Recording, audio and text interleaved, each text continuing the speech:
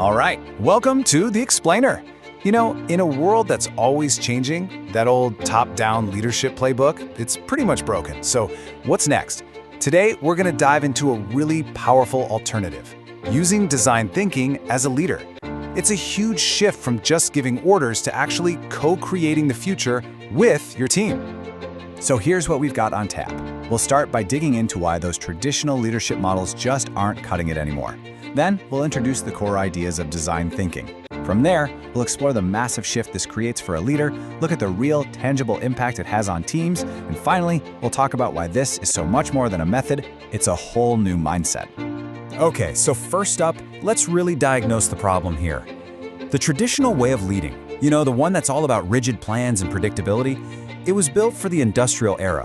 But that world, it's long gone, and any leaders who are still clinging to those old rules are finding themselves totally unprepared for today's challenges. And that really brings us to a question you should ask yourself. Seriously, think about the way you lead. Is it built like a clock? Super reliable but rigid, perfect for a past that was predictable? Or is it built more like a rocket? Dynamic, adaptive, and ready to navigate the messy, complex world we live in now? And here it is, the classic leadership pyramid, command and control. All the ideas flow down from one person at the top. This isn't just slow, it's a total bottleneck for innovation. What you get is a culture where people just do what they're told instead of thinking creatively. And in a market that demands new ideas constantly, that's a recipe for being left in the dust. Okay, so if that old tool is broken, what do we replace it with? Well, that brings us to a much more flexible, much more powerful tool for the modern leader's toolkit, design thinking. So what exactly is design thinking?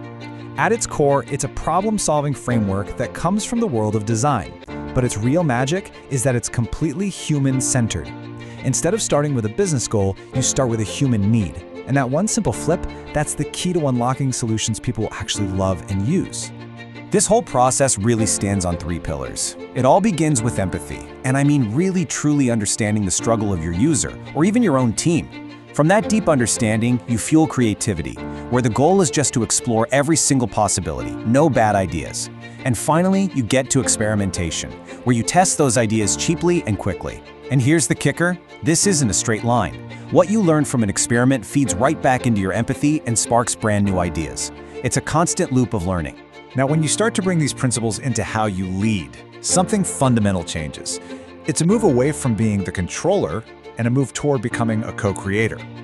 This right here is the absolute heart of the transformation. This slide just lays it all out, the total rewiring of leadership.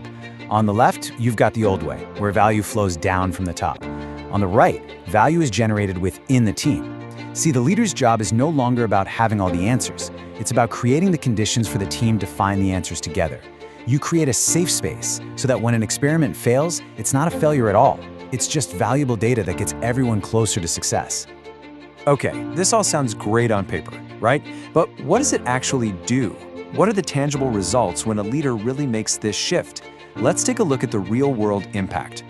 And we're not talking about small tweaks here and there. This isn't about incremental improvements. We're talking about a fundamental transformation of your team's entire potential. It changes not just what they produce, but unlocks a whole new way of working and thinking. And these are the results you can expect. Because you're constantly experimenting, your organization becomes way more agile. Because you're focused on creativity without judgment, you get real, true innovation. Your teams feel empowered with a sense of purpose because they're solving problems they deeply understand. And all of this builds the ultimate competitive advantage, a culture that's just relentlessly curious. All right, this brings us to the final and honestly the most crucial point of all.